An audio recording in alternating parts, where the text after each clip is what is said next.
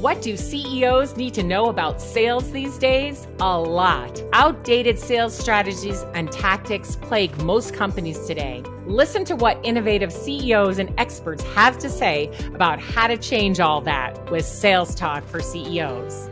How are you using data to drive the increase in sales? As a CEO, we're all out there trying to figure out how do we grow our companies. And sales revenue is paramount, of course. We may have some other things going on that are increasing the value of our business, but we need that sales revenue. The problem is most of us are trying to drive sales improvement without good data. So how do we get that data? Well, that's exactly why I invited expert Michael Ingram on this show today, because I really want to understand sales operations better. And I want all the CEOs out there listening to understand how they can get the data that they need and how they can build sales operations. So Michael is the founder of SalesOps.io. Welcome, Michael. Thank you, Alice. Great to be here. I want to start in a really obvious place, which is what exactly is sales ops? And what does that encompass? Because I've seen it be so many different things in so many different places. So what is it? Sure. And yeah, certainly not alone in kind of hearing that question on a regular basis. For me, I largely bucket sales operations into process tools and analytics focused on the commercial side of the business.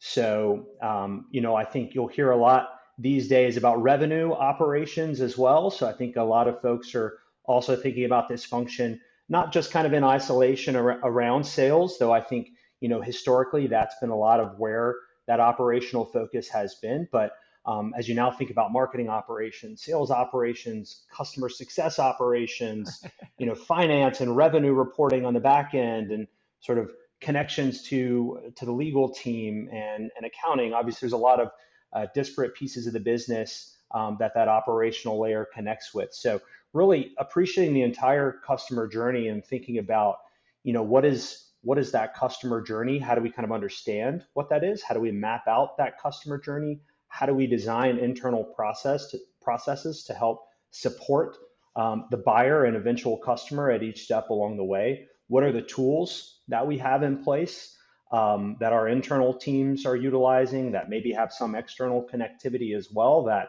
hopefully are helping our team be more effective and more efficient? And then third, how do we get that analytical view on the system? So how do we understand, at each point along the way, what's working, what isn't, what are the metrics telling us, what are those leading and lagging performance indicators that we need to be tracking? And so I think the role of sales operations is to design, own and manage this system. So in the early days, obviously, oftentimes there's not much of that operational layer or infrastructure in place. So it's about understanding, the business and who we're trying to sell to and what the market is and what our product is and how we're likely to go to market, and starting to stand up that operational foundation and infrastructure that then is going to grow and scale with the business. And then certainly, in larger, more established organizations, it's about, again, getting that quantitative and data-driven understanding to see what's working, what isn't, to figure out the big levers that we can pull to drive growth, to identify points of friction and bottlenecks that we should remove to help make the team more efficient and ultimately more effective. Yeah. And so I think a lot of us get to the point where we're building it and we've got some process, but I see a lot of companies missing pulling the data out of that. So, okay, great that you map the customer journey. Now, where's the data to support the things that we need to know to inform our decisions, right? So we have to build sales ops all the way through. Like you said, in the early days, it starts with, just let's map the customer journey and put some process in place. But the data piece is so important. And in fact, you're so enthralled with all of this that you built a whole company around it. So let's just pause for a minute here and tell the audience how you decided this was a need that you were going to build a company around, and what exactly is it that your company offers? Sure. Yeah, so I've been running SalesOps.io now coming up on 8 years, which is kind of a crazy number to think about. Prior to SalesOps, I ran sales operations for a couple of different high growth technology companies. At the time, I was in New York City. So most recently, I was with a Series B tech company called Axial. I ran sales operations. I led business development and partnerships. I also managed our SDR team for a few years. So wearing a lot of hats, of course, at that stage of growth. Prior to that, I ran enterprise sales operations at Zocdoc, which is online booking of doctor's appointments. So both of those happen to be marketplace businesses. So have kind of been running and involved in marketplace businesses for the last 10 years or so. Yeah, mostly on the operational side. And so in the time period when I was at Axial and a bit before that at Zocdoc, had a lot of conversations with early stage founders, sales leaders who are trying to put in these foundational building blocks to grow Yeah. and scale, who are trying to figure out what's the right CRM for me to start with? How do I think about my first incentive compensation plan for my sales team? How do we think about territories and how do you build a forecast? And how do we actually configure the CRM once we've decided what CRM we're going to use? And so just saw a big gap in the market for those early stage organizations where there weren't a lot of folks that were there helping them. There weren't a lot of folks that had the experience. There weren't certainly weren't nearly as many kind of independent consultants, and there weren't nearly as many kind of fractional, consulting partners and agencies that you could work with at that time. So I saw an opportunity to go and help those early stage organizations solve some of these challenges. So I stepped out of Axial in late 2015 and started with kind of one initial client. For the first 4 years of the business, it was basically a lifestyle consulting business, like it is for many folks who kind of start that kind of service and step out on their own for the first time. So, I sold it, I did it. We grew largely through referrals, word of mouth, positive client kind of, experience, hopefully kind of getting that next opportunity to find the next client. But yeah, I just saw a big gap in the market where folks weren't helping those early stage orgs figure it out, and felt like we could go in and do it. And so, um, 8 years later, here you here we are are. Here we offering these are. fractional services. Yeah. And I think that's, something we'll loop back to at the end about how companies can really get this really high quality expertise without having to hire full time employees. So I think it's so important. So back to the data, because that's really where it is for the CEOs and the sales leaders that want to drive sales, right? We're trying to elevate our sales and increase our valuations. That's what I always say. So that we have lots of choices as founders, and we can exit in the way that we want if we've got the valuation we need. And whether we're just starting or whether we're 20 years in, this data is really important. I think a lot of companies, I see it anyway, they're making decisions without all the data because they haven't either set the systems up properly to give them the data they want, or they've set the systems up, but they're not pulling that data. So why is sales ops so important to a CEO and the leaders who are trying to grow the sales? Yeah, well, I think in the early days, oftentimes we're running our businesses based on qualitative and anecdotal information, right? We're sitting down, maybe we're, as the leaders of the organization, having conversations. We're getting feedback from a customer who said, hey, this feature doesn't work for me. We need to change this. Or Yeah. if we have a small sales team, the sales team is giving us that feedback. Hey, I lost a deal because of X, Y, and Z, right? But it's very one-off. It's very anecdotal, and that's okay in the early days because we Yeah. have very small in sizes. We don't have hundreds or thousands of opportunities and deals where we have data to look back on. But there's certainly a point there where you have to start thinking about not just running and managing the business on the qualitative and anecdotal, right? We can't do that forever, but how do we transition from that to being quantitative and data driven? And so that's where we have to start to think, what are the key pieces of information we should gather here to understand what's working and what isn't? Yeah. And certainly we all know kind of the lagging metrics that we're probably tracking around new customers and retention and hopefully NRR, churn, new logos. Obviously, there's kind of those downstream revenue and new customer related metrics that we're keeping an eye on. But for each of those, what are the leading indicators that are going to tell us 3 months, 6 months, 12 months ahead of time? Are we on track? Are we likely moving towards a place where we're going to hit these future goals? And if not, how do we course correct to make a better decision around something that we should do differently? So I think Yeah, that's a so critical let's stay piece. there, Michael, just for a minute, because I feel like this is so important. And I know very few CEOs and leadership teams who are tracking on leading indicators. Everybody tracks on lagging indicators, right? Revenue. It's too late. By the time we know whether we hit the number or not, it's too late to hit it if we didn't, right? Like that's terrible. And even some of the metrics, like you said, around churn. Oh, we measured churn, they already left. It's too late, right? Yep. Anything else that we measure where it's too late to make an impact? Well, I guess we can always look at our churn rate and make a future impact, but we want to be much more proactive. So, what are some of the leading indicators that CEOs and their teams should be looking at so that they can change course before they don't hit the number, before Sure. customers churned that they weren't expecting? Yeah, I mean, certainly for each kind of phase there of the customer journey, you're going to have different lagging, and as a result, different leading metrics you're going to be looking at. I think on the churn side, you certainly want to be looking at key product usage data. Yes. So, what are those critical core pieces of your product that your customers should be using on a regular basis? Are they using those things? Are they getting true value out of using your product or service? So that usage is key.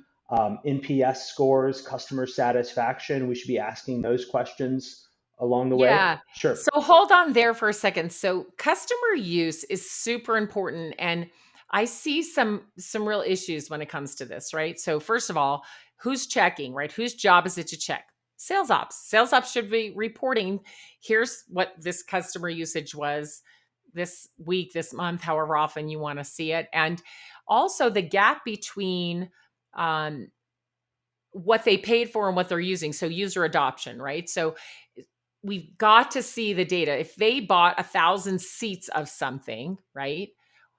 Are they using 1,000 seats? Because when you get to renewal time, this becomes a huge, again, then it's a lagging indicator. It's too late.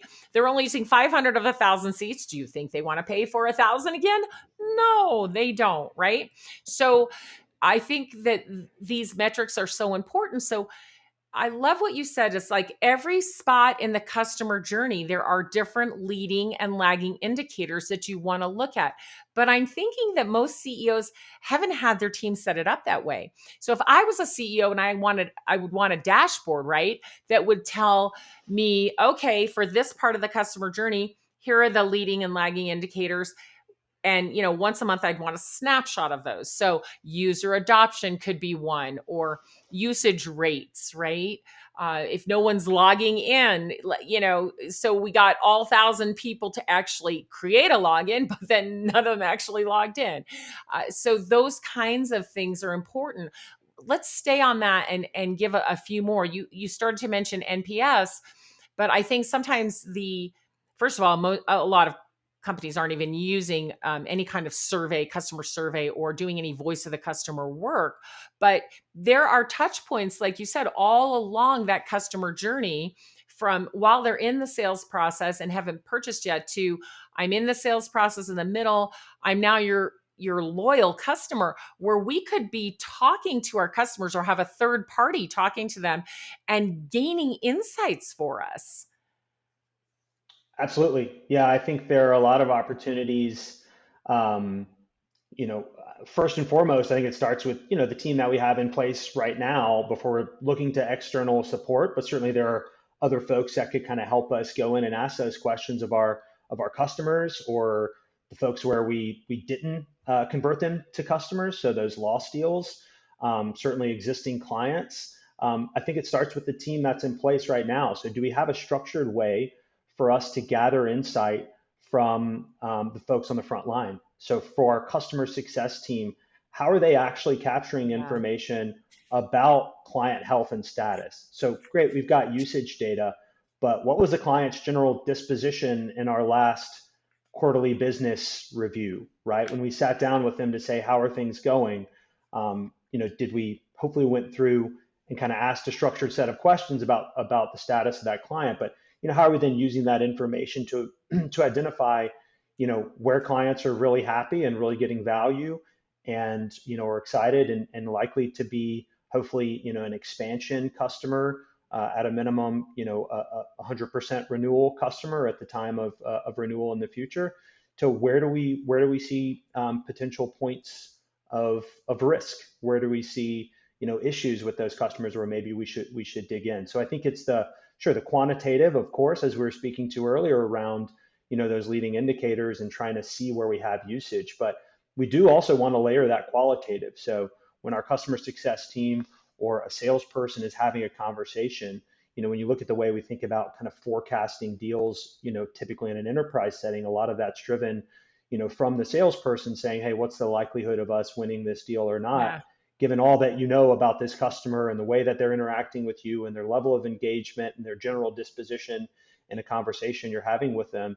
And I think the same thing should be happening on the customer success side is, hey, what's the likelihood of retention or expansion here, given the nature of the conversations that you've had with them recently. And so you want to marry that, of course, with those quantitative pieces. But I think in hopefully in many organizations, you're having those conversations. But if you're not having those conversations, then certainly creating those structured opportunities to go and talk to your customers on a regular basis to ask the tough questions about what's working and what isn't. And I think it can be difficult for us sometimes to ask the hard Yeah. questions around what isn't working for you here and what's the likelihood you're going to stay with us. But if we're not aware that there are those situations and pockets of risk and that there are those areas where we need to dig in and help a customer, help support them better, or maybe even recognize that a customer is not a great fit for a certain reason, and that should drive the way Yeah. that we think about acquiring new customers in the future.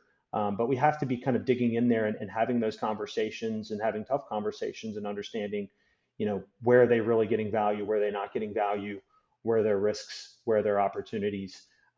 So yes, usage data, but I do think layering that kind of qualitative, that anecdotal, having those conversations with your customers, and then using that in a structured way to say, all right, what's our strategy now, given what we know about these customers, where we think there's risk? How do we go and correct that? Is there something we can Yeah. do to create more value? Is there something we Yeah. can? So we do definitely need leading indicators that are qualitative as well as quantitative. And not everything that our listeners sell is something that can be measured by usage, right? I mean, if they're buying products from you, it might be something like, do they have a lot of inventory, or are the products moving, right? Or what is their customers' feedback on those products? So you have to think for your company, what kind of information you can get as a leading indicator. But certainly usage data, as it applies to the type of business that you have, and user adoption data, again, as that applies to your business. And then these insights on how easy it was to become your customer, how easy it was to onboard, how easy it is to work with your customer success team to continue, right? How often we're in touch with you to ask you how you're feeling about all of these things. This is what can really drive success and also help you predict the churn and help you predict the lack of revenue and those things as well. So, along the way, I think every senior team with their CEO should map this out with the customer journey, like you said, and think about leading indicators and lagging indicators for each.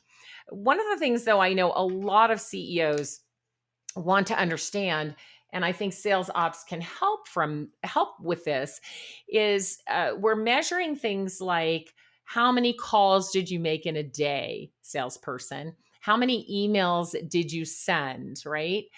Those to me are not indicators of success or getting any results. So, what do you recommend sales ops can do to help CEOs look at some better indicators of sales activity that will help them know if they're going to get the results that they want? Yeah, sure. Yeah, I think that activity-driven approach and mindset is one that may have worked a bit better 10 years ago, but Yeah. the reality is in today's world, we have to ensure quality. We have to ensure that we're reaching out to the right folks, not just anyone, right? So understanding, are we being really targeted around our ideal customer profile, around the buyer personas that are the right fit for us? Are we going deep into organizations and not just kind of shallow and sort of touching one person in 50 different organizations, but how do we think about and kind of map out account structure and hierarchy and think about top down prospecting as well as bottoms up prospecting? So not just about sending every CEO in the database the same kind of generic 5-step email sequence, but how do we think about what's unique about their situation, what's unique about why this is a good time for us to reach out to them to engage, appreciating for each of our customer profiles, buyer personas, things are going to be different and should be tailored to them and their situation, and the way we communicate, the way we talk about their problems looks very different for the end user of a product who you may try to acquire via product led growth. That's very different than going to talk to the CRO of the organization who thinks about the problems in a very different way. So we have to be very thoughtful about kind of how we break down the market across ideal customer profiles, buyer personas, messaging, and ultimately ensure that we've got quality in that process. Now, it's got to be quality and quantity, right? It's the right balance. We can't just Yeah. send 3 really high quality emails a day, Right. but also we shouldn't be sending 100 super low quality emails a day. And I Or a think, thousand, right? I mean, or 1,000, this is yeah. what I would say to any CEO listening and your team. If you are still sending thousands of emails and making thousands of calls using dialers and those kinds of things, maybe for some companies where it's a little bit more transactional, this is still working. But what sales ops should tell you is, hey, you sent 1,000 emails and you made 1,000 calls this week and you got a 1% response rate. So why don't we move from this quantity to some quality and maybe make 100 calls and 100 emails that are much higher quality, directed at the right list, our target audience, directed to show them value with the right messaging, right? And go deeper into the organizations, not just hitting one person with these messagings, but hitting many. And that way we don't have as much quantity. We still have some quantity, but we have much, much higher quality. And sales ops should be constantly reporting to you what this balance should be. And further, the thing that I don't see people measuring, Michael, which just really drives me crazy, is they're not measuring conversations and the quality of those conversations. So if we want results, we know that salespeople have to be on the phone with other people that can buy from them. If we're not having humans having conversations with humans, we will not close any deals, not in a complex sale in the world that you and I live in. Maybe in a transactional, go on a website and buy something completely different. But we need humans to talk to humans. And if I'm sending out emails all day and leaving voicemails all day and dialing but reaching no one, how am I talking to humans? That is a sure sign that you will not get the results that you need because you're not talking to humans. So, Sure. this measure of how many conversations did your salespeople have today and what was the quality of those conversations, that's where I'd love to see us moving. And again, those are leading indicators. Today, my salesperson had 5 conversations with people who can buy, and the quality of those conversations was such that another appointment was booked to continue moving forward. Absolutely. I agree 100%. Yeah, it is at the end of the day, we're trying to get our sellers into high quality conversations with Right. someone who's a potential buyer. And so that is really the ultimate goal. And as we think about kind of that top of the funnel, at least that's the ultimate goal, right? Is how do we get them into real conversations with humans who are, who are the right type of person for us to be talking about. So I think using that as absolutely kind of a guiding North Star there at the top of the funnel to say, hey, is this messaging working? Is A working better than B? I think the other thing there is, sales and revenue operations should be in the role of, designing tests, Yeah. building out kind of a system by which you can test, iterate, and improve, kind of, develop a hypothesis and then go out and sort of understand, is that, should we reject the null hypothesis, or we're seeing data that shows approach A works better than approach B. But I think using that as a really good step in terms of what does good look like as we're measuring Yeah. these things at the top of the funnel. Yeah, how many good real meaningful conversations did we have there? And then sure, of course, what's the disposition of those conversations? Is that just, of course, the salesperson telling us it was good or bad, or can we use tools and Right. tech like Gong or Chorus to help us Right. understand the disposition of those calls and likelihood for that conversation to progress? Did we get the next meeting set on the calendar? Did we actually get clear next steps as to where we're going from here? But Right. absolutely, those conversations at the top of the funnel are what we're solving for. And yes, if we're just looking at quantity and volume and managing by that, it's not going to get us there. And I think certainly we can look. I think the other challenge here is that when we look at historicals, right, all of us are kind of looking at the data on a backwards looking basis to say, all right, well, how many calls about on average did it take for us to get to a meaningful conversation? And then we get to a place where we just start managing by activity again. And the world's dynamic. So the things that worked last year, the things that got us here, may not be the things that are going to get us where we want to go tomorrow. And so have to understand that even if historically using this particular strategy and methodology and approach and segmentation, we got one conversation out of every 20. That messaging, that subject line in your email that now everyone in the world is using, it's going Yeah. to change. So Doesn't work anymore. it may not work. So you have to keep a really tight eye on, just because it used to be one out of every 20, and now you start managing by activity again without keeping a close eye on, is it still 1 to 20, or has it gone to 1 to 100 because the world has changed? Yeah. I think oftentimes that's the reality that we're in. Yeah. This is why sales ops is so important, right? Because when it comes down to it, it everything's set up, the data's there. Now, how do we improve sales? That's really the bottom line, right, of what sales ops is doing. They should be able to pull all these things you just talked about into, a report of some sort to say, hey, this was working a couple weeks ago. This doesn't work anymore. Let's tweak it. Let's continue on and do it this way. So that improvement is so important. All right. Well, we're running out of time, and I hate this because I could talk to you all day about this. It's so important. But just to summarize, first at your company, if you're the CEO, talk with your team and understand what is sales ops and what does it encompass at your company, right? So go back and listen to the beginning where we explain what sales ops is. It can take in a lot of things, but most importantly, it needs to take in that customer journey, that whole customer journey, and how we're going to measure where we are on that journey to make sure that customer has an exceptional experience. So, setting up the leading and lagging indicators for each step in that customer journey, super, super important, right? So, what is sales ops at your company? And then why is it important to the CEO? What does the CEO need to know? Well, again, it's those leading and lagging indicators that you're going to set up.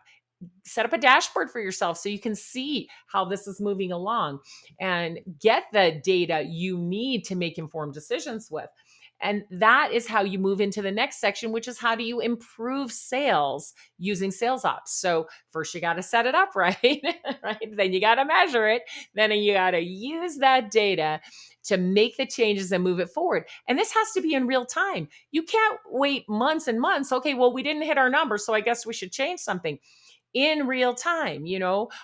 we're supposed to be having 5 conversations a day, each salesperson, but this week they each only had 2. Stop, talk to sales ops, get the data, figure it out, make a change right away. Don't wait till the end, right? Because that indicator is there telling you, glaring at you, telling you to make a change. All right. So that's a lot of stuff, Michael, but there are CEOs who are down the path with sales ops and some who are really just starting. Their sales leaders are still doing the sales ops, or maybe they're pulling some data out of their accounting department. So it seems like, oh my gosh, if I'm going to do all this, do I have to go hire a whole bunch of full-time people that we really can't afford, even though we may be 10 years in? Just and I don't really know how to build this team out. So where do we start, Michael? How do we do it? Sure. Yeah. And I do think, first it starts with understanding where you are in sort of that growth curve as an organization. Are we very early stages and putting in the foundational building blocks? Are we a bit more mature with a larger team? And, what are the resources that we have that we can invest here in an operational function? But I think, historically we thought about this, largely as a binary decision, right? When is the time to hire for our first head of sales or revenue operations? And logical questions there around, do we hire a CRM administrator? Is that the role we're talking about? Or are we hiring a director of revenue operations who can think about the full systems and architecture and kind of design, the broader kind of internal system in motion that's going to support our customers? Or are we trying to find somebody in between who can do a little bit of both? And so historically, it's been, when do we hire that first full-time person, and what is the right role that we need to have them in? What's the right skill set and experience level we need given where we are? I think the reality is the world we're in today is very different. It's not binary. It's not 0 or 1. It's fractional, and there are fractional experts. A lot of this is driven by the supply side and the talent and the experts who want to and enjoy working in this way. It's, the gig economy coming here to sales and revenue, and folks, who have night and weekend capacity to jump on a side project. The power of remote work and folks being comfortable kind of working in this way. Certainly post COVID, that accelerated a lot of that. So on the supply side, folks want to work on a fractional basis. They want to hop in and kind of help for a few hours a week, or a few hours a month. And they want to come help plug a gap where their experience fits. So for these organizations, some orgs might need to bring in someone that's more of a systems administrator early on because they have a very kind of Right. complex operational instance that needs someone to manage and maintain. Others may just need that trusted advisor to the CRO who's more of that VP of revenue operations. But I think the beauty is you can think of it as in fractions now, and find those fractional experts who are there. It doesn't have to be that full-time hire. Now, for many orgs, they can and should be thinking about that first full-time hire into the role. And I think it needs to be someone generally that's an unstructured problem solver, because there are always the next set of problems that have to be solved, and they don't always follow the same kind of consistent path of the problems we've seen before. So that unstructured problem solving, that analytical mindset, that process orientation, someone who can take the chaos of the way you've been doing things today, add structure to it, can figure out what is the rough customer journey. Not that it's always going to be perfect or linear, but kind of roughly what happens at each step along the way. How should we be supporting that, internally? What are the tools that we should have in place, and the analytics that we should be tracking to measure this? So I think you are looking for someone typically in that first role that can do a lot, that can do some of the systems admin and run the analytics on a daily basis, but can also help you think about some of those operational best practices, who ultimately are hopefully bringing their experience in a similar organization, to your organization and your stage of growth, and your stage of organized chaos internally, and kind of where you're trying to get, in terms of revenue and size of the team and sales motion and channels that you're going to use for growth. All of those things drive differences in kind of who is the right person to come and help support you. But yeah, it's a different world today than it was even 10 years ago, thinking about the way to solve kind of the operational problem here on the commercial front.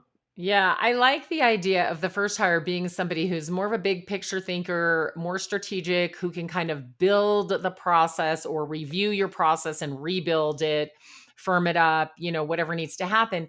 And then you can outsource these other pieces, right? Because you may not need a full-time CRM administrator, but you need a fraction of that, right? But if you've got somebody in there, that is full time that can manage all the pieces and plug in the players as needed, it seems like it will work a lot better. Well, Michael, thank you so much for coming on the show today. I love talking about sales ops. It's just so important. So glad everybody's out there listening today. If you have questions, please reach out to Michael. He is such a great resource. Michael, how can everybody get in touch with you? Sure. Yeah. Thank you for that, Alice. Yeah, you can find me over on LinkedIn, Michael Ingram, salesops.io. You can send me an email, Michael at salesops.io as well. But yeah, appreciate you having me here today, Alice. It was a pleasure. All right, thanks. If you enjoyed the show, please like and subscribe, and we'll see you next week.